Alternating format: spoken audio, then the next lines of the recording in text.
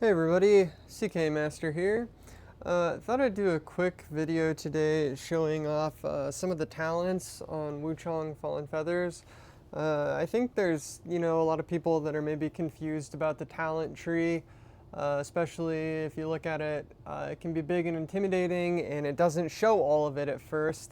So I think as someone getting started out, there can be a lot of confusion on what everything does and where to go. But I've been looking at it quite a bit, and I think I have some good ideas on what's made my character feel really powerful. Um, and I guess, we'll just kind of start out going down the line here and talking about. So, first of all, going off to the left is where you have all of your general kind of talents. So, these are things that apply to every weapon.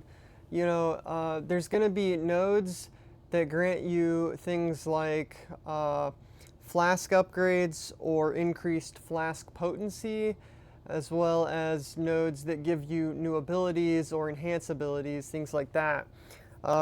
Like your temperance later, you can find nodes that will give you additional charges to those. Those are all going to be on the left side. I'm not going to talk about each one of these in detail, you can read them on your time.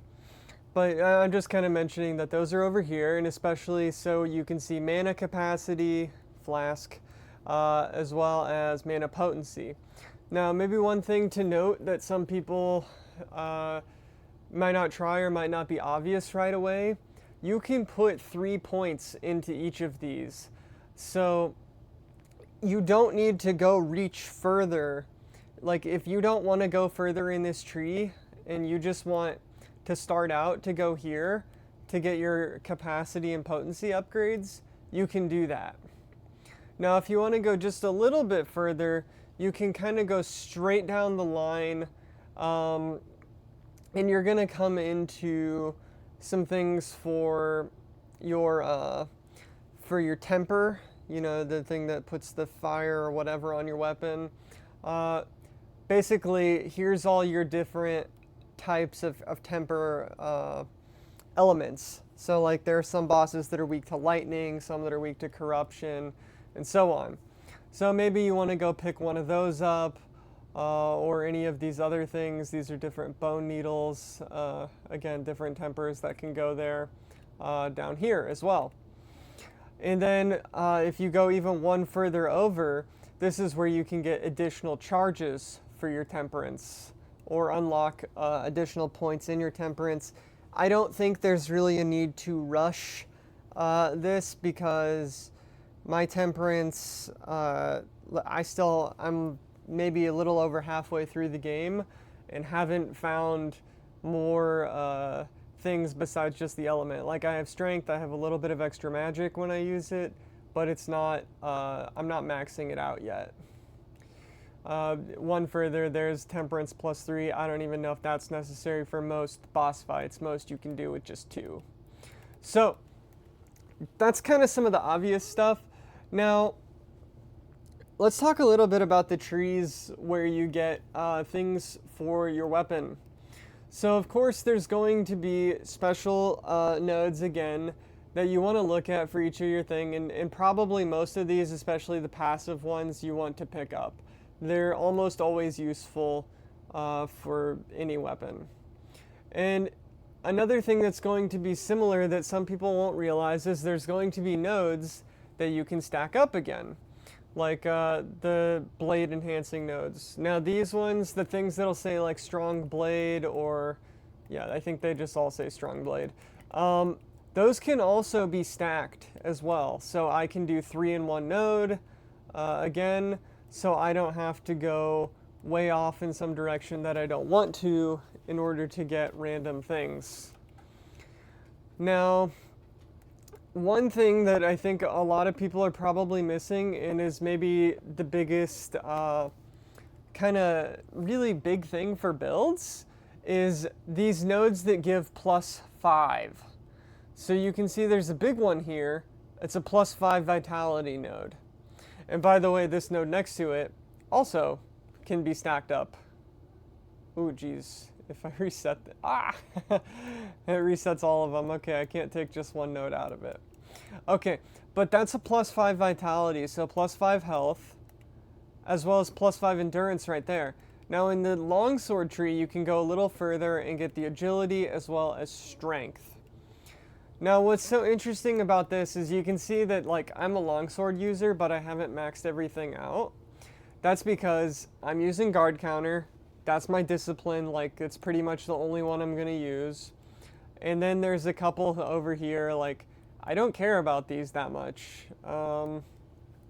I just don't. It's a lot of points to get them, and if I need to use my Skyborn Might, I can use spells, or I can use the weapon ability.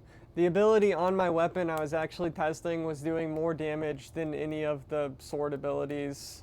Besides this one, I didn't go test because I don't have feathering scaling sword. So we gone over, you know, these big +5 nodes and why I don't have this filled out, but there's another reason, and I think this is going to be overlooked, is some of the trees have their +5 nodes really early on. Look at Spear. You can immediately pick up 5 agility and 5 strength for your longsword, which is going to be massive damage at the beginning of the game. For only a 5-point investment, you get both of those. Longsword scales with both of those, normally. Here's the way to tell, by the way, what your weapon scales with. If you see the flower on the right side of the screen there, I see strength, level 3, agility, level 3, magic is dashes, and feathers is dashes. That just means, think of that in terms of like a FromSoft game as like S, A, B, C, D. It's that same thing. Just the levels that it scales at are right there. And it does seem like there's some soft caps and things like that. I'm not aware of them yet, or what their exact values are. Maybe 30? Because I'm starting to notice that strength is getting some diminishing returns, whereas agility is still giving me a lot every time.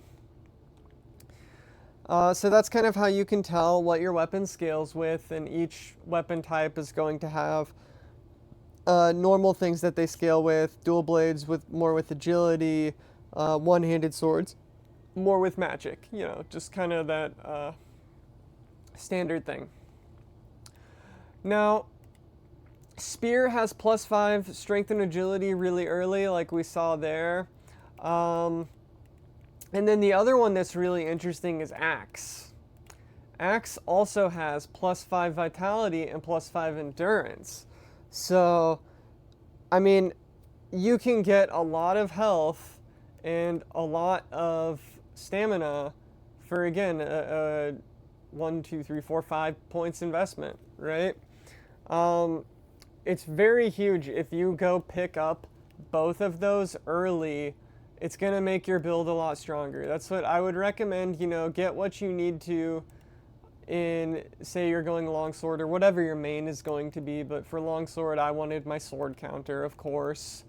And then go pick up, you know, assuming you're not doing a magic build, go pick up the strength, go pick up the agility, and for any build, vitality and endurance. Right there will make you feel much, much stronger. And then, you know, there's a couple others that are like dual blades had agility that it wasn't too bad to get to, and it gave me a big boost for my damage. There's another agility point down here that I'll probably eventually work my way to. It didn't make tons of sense for me because I have 2 choices on how to reach that node, which is either to go through here and pick up 2 feathering nodes that I won't really use on my current weapon, or to go down and I'll end up with this ascending wrath that I also won't, you know, do anything with because I'm using a 2-handed weapon. There's big feathering and magic nodes here for the one-handed, so if you do pick up something that scales with that, of course, it's great to go into here. And then I think that things were a little harder to reach with dual blades. Actually, no. Why didn't I do that yet? Okay, here you're seeing an example of me missing something. Maybe it was because I didn't want to pick up this node first, but let's take a quick look at something here. Darn, I'm getting rid of a temperance charge. We'll see. But let's take a look. So right now, my sword does 160 plus 121 slashing damage. And that's just what I like to go with because it's the highest number. So if we go back here, open this up, and get the agility. That was plus 5 agility. Let's look at what I do now. 160 plus 129. So I've gained 8 damage on that, which doesn't sound like a ton, but when you consider that I do about 300, that's almost, a 10%, no, not 10%. 10% would be if I did like 100, but like a 3% damage increase, still very high, honestly. And especially once you pick a couple of those up, and even the first ones are more impactful. So the first couple of those you pick up is going to be huge. So you can go into spear, you can go into dual blades, and you just get big damage right away there. Let's see if we can, maybe quickly find some of the other dual blades ones. Yeah, you don't have to go too far in for endurance or strength, Dual blade's actually pretty nice. You're picking up some stuff that you don't need, but you're getting big value out of it in other ways. There's another big endurance node near the end, as well as vitality. So yeah, lots of interesting stuff there. And then Axe actually has 2 strength nodes near the end that are those plus 5s.